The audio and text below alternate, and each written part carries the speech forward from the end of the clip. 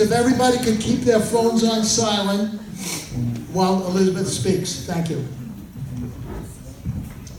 Well, that was quite a welcome. Thank you, guys. I'm not the president, please. Okay. First of all, thank you so much for having me. The holidays are my favorite time of year, so between Thanksgiving and Hanukkah and Christmas and everything else, genuinely it's my honor to be here and celebrate our country and our holidays and everything else together, so thank you. Also, thank you for the kosher food. It's the reason my husband accompanied me tonight, so thank you for that. I think with how divisive and disgusting, honestly, people have been lately, I think it's most important for me just to share why I love America as much as I do, why I'm the proudest American Jew, I swear to you, you will ever meet in your entire life, and tell you where I came from, because I don't get to share that part of my story enough. My entire family came here from the Soviet Union. I'm a first-generation American. My whole family came here.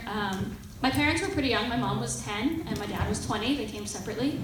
My mom's family faced a lot of anti-Semitism back in Russia. My grandfather was actually a pretty famous artist who wasn't allowed to paint what mattered to him. He wasn't allowed to paint anything to do with Judaism or religion, which was his greatest passion in the world. He very often painted in the dark in the basement at night because he was always being watched.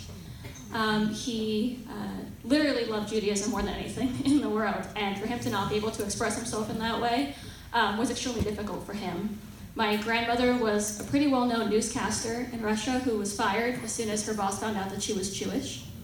My mom was badly beaten very often in school by not only kids but teachers for being a Jew at just 8 and 9 years old. And they came here, literally just for freedom. They came with $90 each in their pockets to live the American dream. My dad had a worse story, actually. My dad's family is from Estonia. His parents, my grandparents, were both pretty well-known lawyers. My grandfather actually was a very well-known lawyer who represented people and worked on very politically sensitive cases, so he was not allowed to leave. So even though they were preparing to escape, they knew for a fact that my grandfather would never get permission to leave because he had such sensitive material, and they would not allow him to come to the United States. So my father, at 20 years old, my grandmother and my aunt all had to make the extremely difficult decision to leave my grandfather behind, not knowing if they'd ever see him again. It's actually a pretty crazy story. When my dad and my grandmother were at the train station ready to say goodbye forever, they got there, and there was the final train there that day, and they were told that the border was closing and it was the last train and that it was full. And they can give up their visa and turn around and try again. And my grandmother knew that with everything she had done as a lawyer, not only would her life be in danger, but so would my father's, and they would certainly never get out again, let alone possibly never remain alive. So she, as one of the toughest women to ever walk this earth, grabbed my father by the arm and went to the director of the train station. She took a piece of jewelry out of her pocket and handed it to him, looked him straight in the eye and said, "I need 2 tickets on the last train out." My dad thought that they were going to get arrested and go to prison right then and there, but God always knows what he's doing, and he looked over them that day. They got 2 tickets, and that's why I'm here today.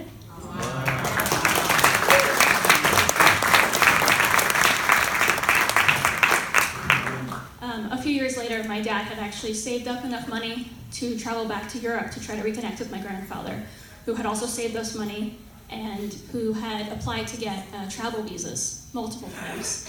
And after thinking that he had finally gotten one and using all of his resources, it was taken away from him by the government at the last minute. And at 57 years old, thinking that he would never see his son again, he suffered his 3rd heart attack and passed away. So literally, my father gave up his father so that I could be here with all of you right now. Amen.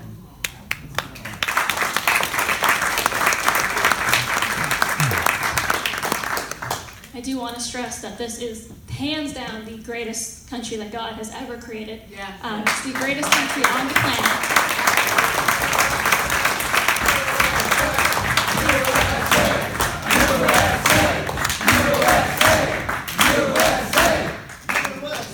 Now I know how the president feels. This really is hands down the greatest country on planet Earth, and my family, not just me, but my family did get out. get out alive and did get to live their American dream. Each one of them did come with $90 in their pockets. And today my father became a successful lawyer. He's the first Estonian to graduate from 2 Ivy League schools in the United States. Wow. My mom is a concert pianist who has sold out arenas across the world, including Carnegie Hall. Wow. And my grandfather got to be the artist that he always dreamed of being. He got to actually make the Nobel Peace Prize medal for Elie Wiesel, who eventually wrote the foreword for the book that was written about my grandfather and his life. Wow. So we lived our American dream.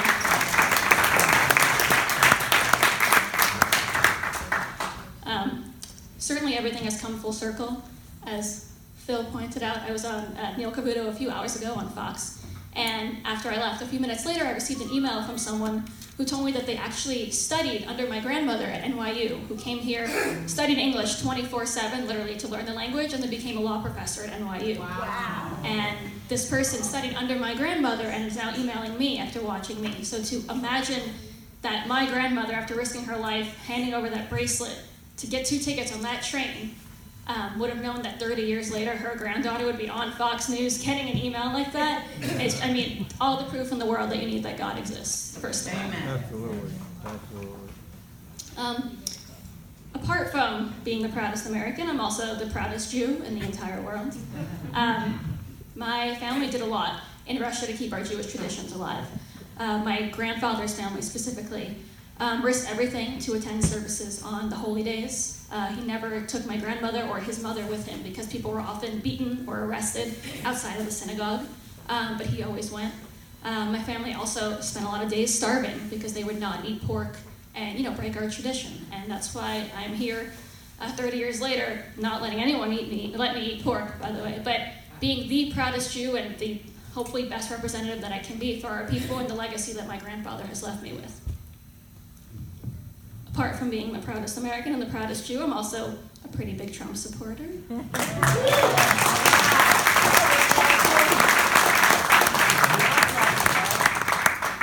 In 2016, I got the honor of being on our president's campaign. In another act of God, my brother and I were volunteering on the campaign, and because I am insane and always dream way further than I should, I wrote a letter to the data director of the campaign, and I hired an intern and paid him to bring that letter upstairs. And I was hired in 24 hours, so that's pretty cool. I got my brother a job a few weeks later. I think he was the youngest full-time staffer on the campaign as well. There I met my husband, another act of God.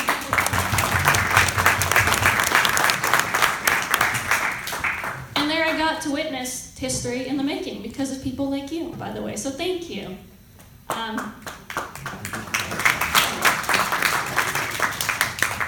For me to know right now that after everything that my parents and grandparents went through, I had a teeny tiny piece in the making of the Donald Trump presidency, which has been hands down the greatest presidency for Jewish Americans and for Israel in the history of our country. It's the biggest one.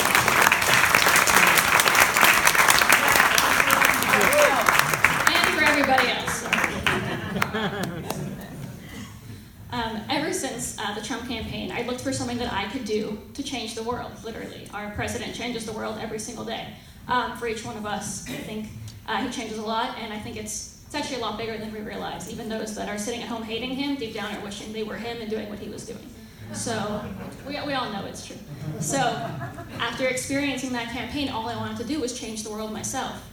At that point, after 2016, I had a pretty decent modeling career that I was pretty proud of, but I knew that that would be taken away from me the minute that I admitted that I worked for Donald Trump.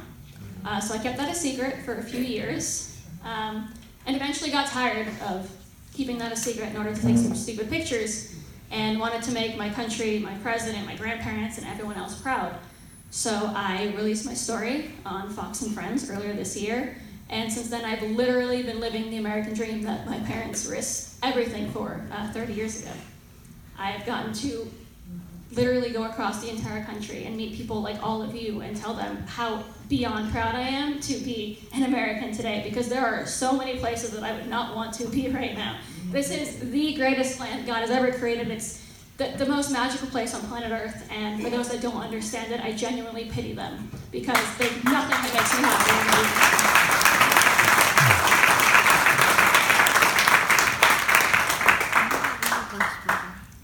knowing that I had small or enough of a platform, I knew I had to do something. With that, I knew I would never model again, that's for sure, which was fine. And I was handed another opportunity by God, which was leading this now Exodus movement.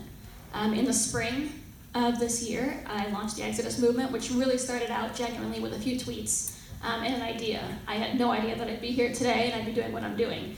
But from a few tweets, one from our president, and a few appearances on TV, I went on to form a C4 non-for-profit and now a super PAC this summer for the Exodus movement, which is a giant honor and one that I never thought I would get to experience. Everyone around me, my parents, my brother, my husband, are the smartest people on the planet. So the fact that the super PAC is in the hands of me is pretty terrifying, honestly. But to be 24 and to be doing the super PAC and be this close, as close as I am to the top, literally, of politics here, to get to ever speak to our president it's genuinely been such a humbling honor, and I can't believe every single day that I get to live this life. I don't know what I did to deserve it. I genuinely have no idea, but the fact that I get to do it is something that I will live on forever being proud of, and something that I'm going to keep fighting for, because every single one of us has an obligation, and that's to fight for something. Because it's very easy to sit down, like all the liberals are doing, or to march once a week with our clothes off, or whatever the hell they're doing now, and avoid going to school or going to work. But that's not what we do. Republicans don't do that. It's our job to fight every single day, like my grandparents fought and my parents fought, and like I fight every morning and every night to deal with the crap that I deal with on social media and on the internet and everywhere else from the liberals, and to make sure that we keep our country strong and great, and the country that everyone around the world is dying to be a part of.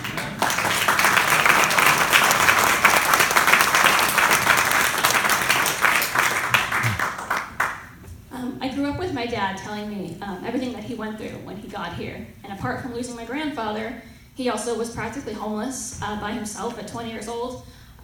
He worked literally day and night to try to afford food. There were days where he told me he would have to decide between taking the subway home, which was $1 at that point, or eating dinner that night, because he couldn't afford to do both.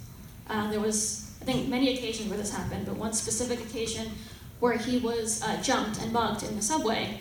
And he told me that he remembers laying on the ground, being beaten to blood and holding on to his little briefcase. What the muggers didn't know was that all he had in there was one pair of shoes and a change of clothes, because that's all he had at that point. He knew that if he gave that up, he wouldn't be able to go to school or work the next day. It's literally all he had in his possession at that point. And he fought to keep that in his arms as they beat the crap out of him. And 10 years later became one of the most successful lawyers in New York, and gave me the passion to be able to be here with all of you and to fight for the courage that he had back then and the courage that many, many Americans gave him so that he can do this. Coming from all of that, although it seems like a gift, is also the greatest pressure, because I have a legacy behind me that I have to live up to. And being here with all of you and letting you all give me that opportunity to try to live up to that is such a blessing. I'm humbled every single day, genuinely, that people think that I could live up to what my parents came from. They fought through hell to be here, and I get to represent them and the other millions of people who did the same thing. Coming here is the reason that so many people are proud of who we are. So I think if people were to understand everything that we came from, they'd be a lot prouder, which is why I share my message and my family's message every single day. There's a lot of people that I went to school with that now proudly burn American flags regularly that I have to watch, who totally forgot everything that came before us and everything that we hopefully have in front of us, which is why I do what I do and why I'm humbled again to be here with all of you and get to continue speaking and doing what I'm doing and fighting for what I'm doing. The Exodus movement has been such an honor to represent Americans and to represent Jews, because I am, again, the proudest Jew, and I know that everything I came from is what makes me who I am. If not for being Jewish, I wouldn't be strong, I wouldn't be tough, I wouldn't believe in anything. It's the reason that I believe in what I believe in, it's the reason that I'm pro-life, it's the reason that I'm pro-Second Amendment, it's the reason that I believe in all of these things. And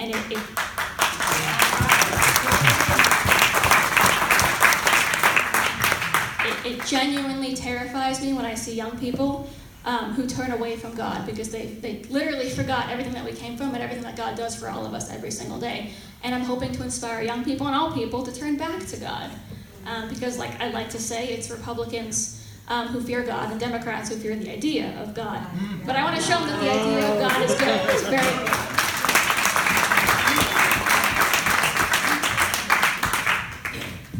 The Exodus movement is giving me the strength that I never thought I had.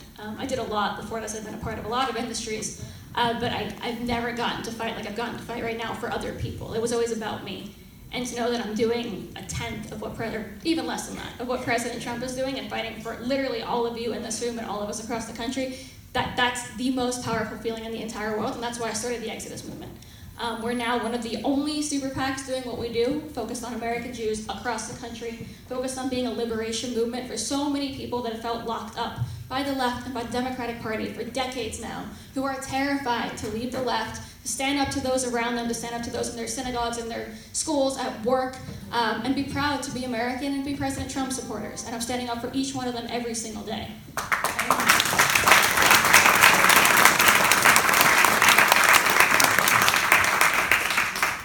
I plan to take everything that I was lucky to learn in the Trump campaign in 2016, and obviously learn from everyone much more experienced around me, and to be a super PAC not just for 2020, but for way, way longer, hopefully forever, for American Jews.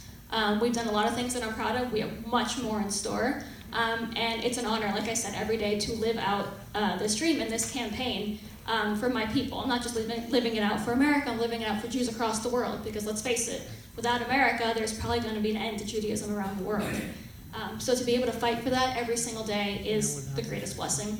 And I know that all of my grandfathers who are no longer here are looking down and probably really proud, and hopefully are in this room somewhere as well. This is the worst part of politics, so bear with me, but the Exodus movement is a super PAC. And without money and without your financial support, we can do absolutely nothing. So if you feel like giving emotional support, I appreciate that as well, because I cry a lot. So if you feel like giving that helps too. But any financial support that you can give, we will be incredibly appreciative forever, because genuinely it's the donations that I'm shocked I'm receiving from around the world that keep us going and let me live this dream and fight for everything that I fight for every single day. Standing up for America has been such a gift and such an honor, like I said, and the fact that I get to bring kids into this world one day and tell them about this journey that I've been on for just 11 months now, which feels way longer, has been the highlight, honestly, of my life. To know that my husband literally came into my world because of Donald Trump, and I get to tell that and share that with the world forever, is the craziest, funniest, most humbling story ever.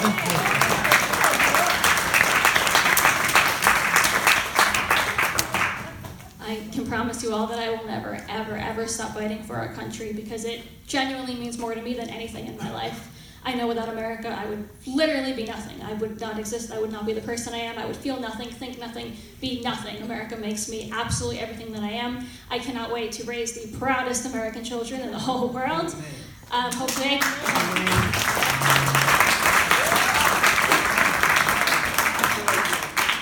No pressure, Darren, but I'd like to have them all under a Trump presidency, please.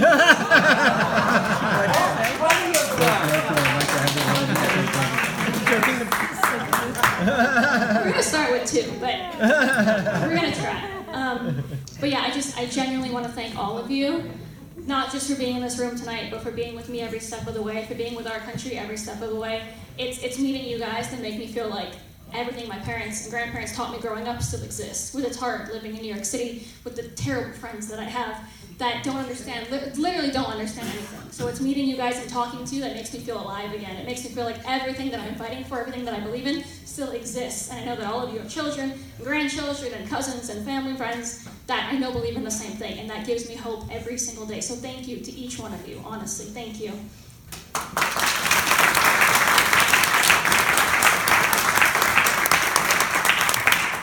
Also, thank you for being with me in this room tonight. If you had told me a year ago I'd be giving a speech remotely related to politics, I would have laughed at all of you. So thank you for being here tonight. And on November 3rd, I believe it is, 2020, promise me that each one of you will bring your family and your friends and your kids and your pets and everyone else, that's probably illegal, but and your pets and everyone else, and you will vote and you will vote for our incredible president and keep America great again. So thank you.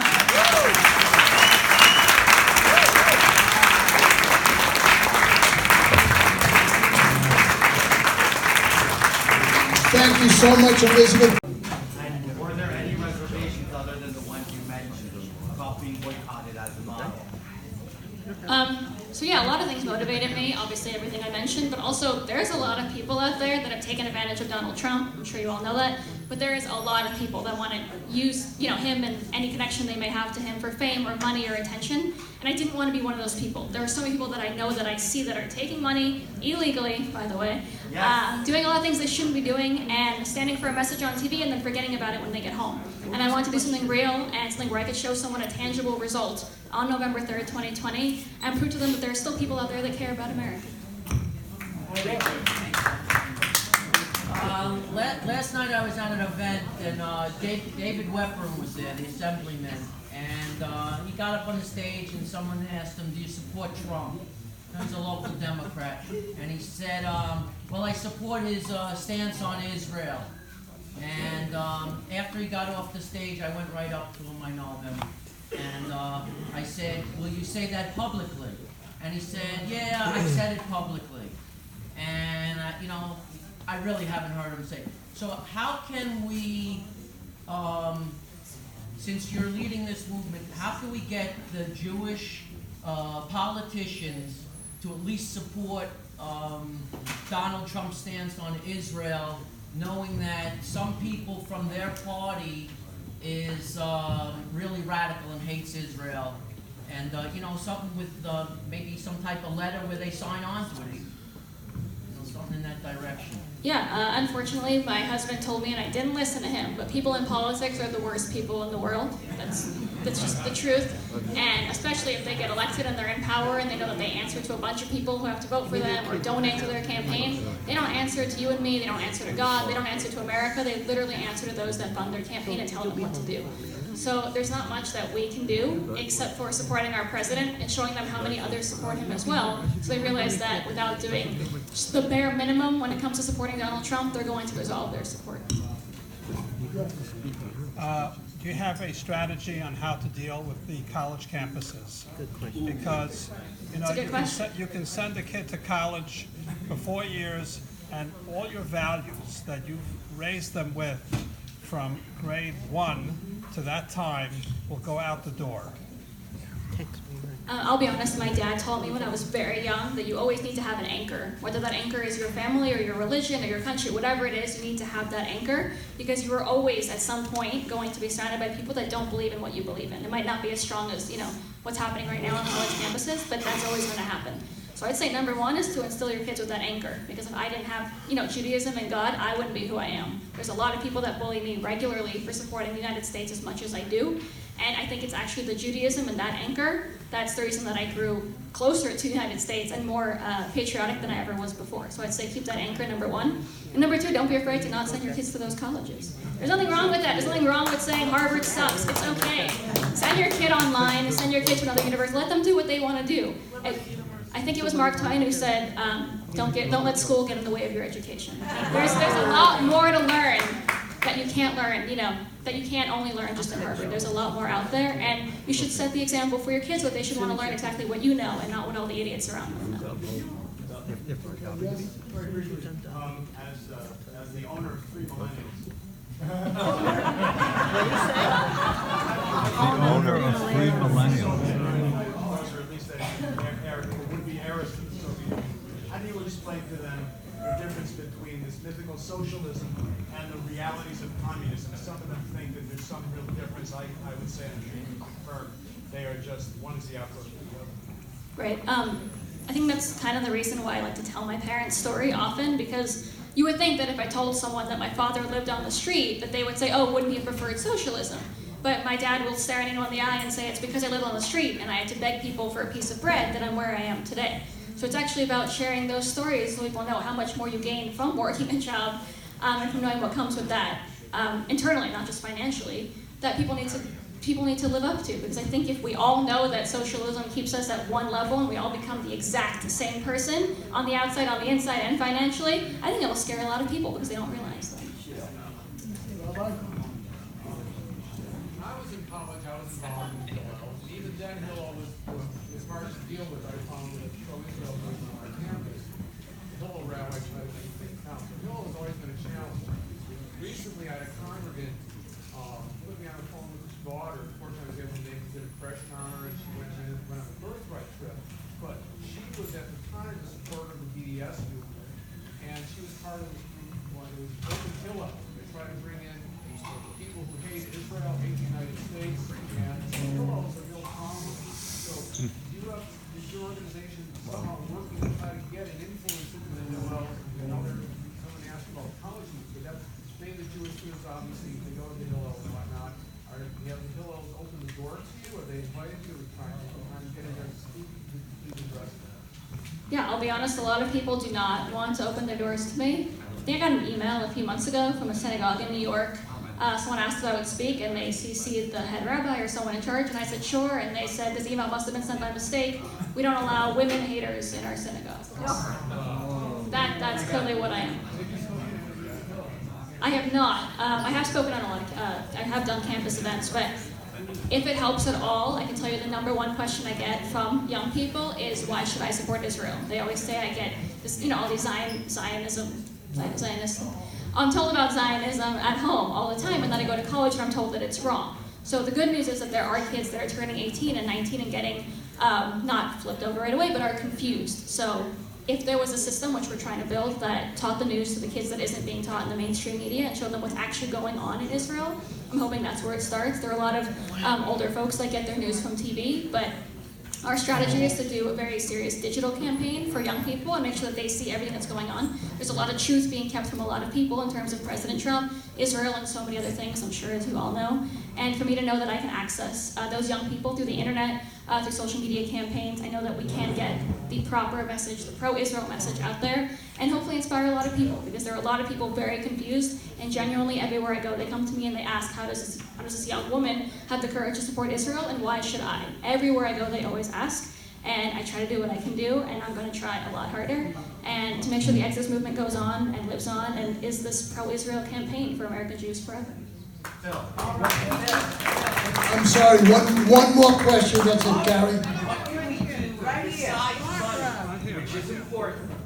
What can we do in a very practical, tactical way to be part of your movement and to organize effectively on various levels? Your organization provides a framework so we can actually, being inspired is great, but being able to apply it step by step for the regular people is some guidance that we need. Does your organization have that guidance? Yes, so we have over 35 chapters across the country. That's where we're starting. We're also starting a student ambassador program soon. There's a lot of information on our website. Like I said, we're going to do more digital ads, different campaigns that you can always share and send around. But I think number one is to share the message. People are terrified to talk in 2019. People are scared to talk to Republicans, they're scared to talk to Democrats, to young people. I think number one is to share the message. And number two is to, I want to say, just inspire your kids, because it's actually young people that are going to get the message across. I've met a lot of older people that have said some of the nastiest things in the world to me, but it's young people that actually have a sponge for a brain for now and are curious about what's going on. They're curious about whether they're being lied to or not, and they're the ones that are going to make sure that our message lives on. I just have a question myself. How do we support your campaign? Do you have forms that, it's very important that we donate to your campaigns? How do we give you money? Is there an online? Or are there forms? Please let us know. Can we get one more question? Someone's been raising their hand patiently over here. Okay. So, yes, you can donate online. We also have a fundraiser here tonight if you'd like to talk to Dan. He's right there. We have forums. It's very simple. You can also go to theexodusmovement.com and get involved emotionally and financially all there. One more question. Okay, Barbara, one more question. Okay, actually, it's going to be, I'm sorry, 30 seconds. That's my mouth. This is actually a historic moment in American history. Both blacks and Jews are breaking through.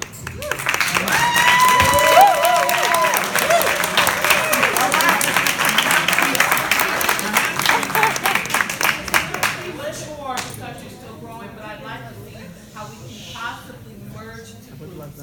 You come to Harlem, we come to you, come to Newark, New Jersey.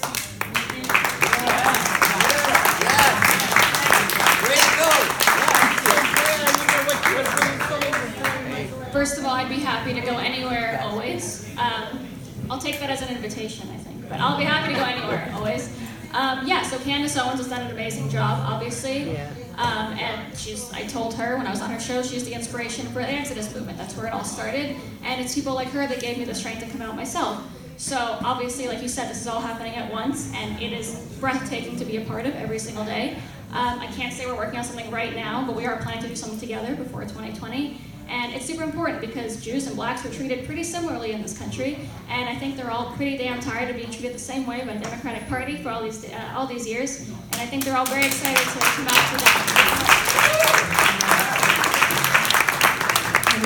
Thank you very much. So, theexodusmovement.com, and also on our own website, qvgop.org, you can see the donate button for the Exodus movement.